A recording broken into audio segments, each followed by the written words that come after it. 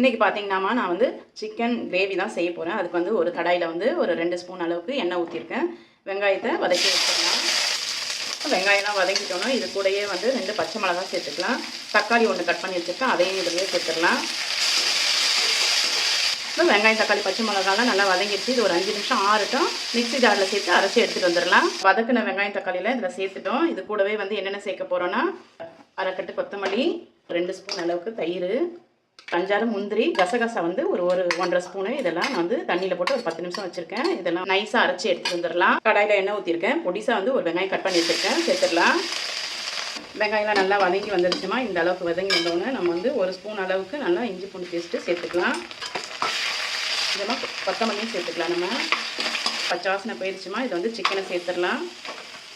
சேர்த்து நல்லா இந்த மாதிரி ஒரு 5 நிமிஷம் இந்த இஞ்சி பூண்டு பேஸ்ட்லேயே நல்லா வதங்கிட்டோம்.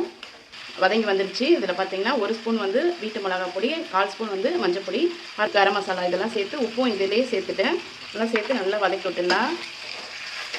பார்த்தீங்கன்னா மசாலா சேர்த்து நல்லா வந்து ஒரு 5 நிமிஷம் பரட்டி விட்டுருக்கேன். எண்ணெயெல்லாம் நல்லா பிரிஞ்சு வந்துட்டுருக்கு. இதில் வந்து பார்த்திங்கன்னா நம்ம வெங்காயம் தக்காளி வதக்கணும் இல்லையா, அதெல்லாம் அரைச்செல்லாம் பேஸ்ட்டாக சேர்த்துக்கலாம். அதில் நல்லா ஒரு 5 நிமிஷம் நல்லா வதக்கி விட்டுருக்கோமா. இது கூட வந்து பார்த்திங்கன்னா நம்ம இந்த சிக்கன் வேகிறதுக்கு தண்ணி சேர்த்துடலாம். நம்ம சிக்கன் கிரேவி பாருங்கள், நல்லா சூப்பராக அட்டகாசமாக எண்ணெய் பிரிஞ்சு சூப்பராக ரெடி ஆகிடுச்சு.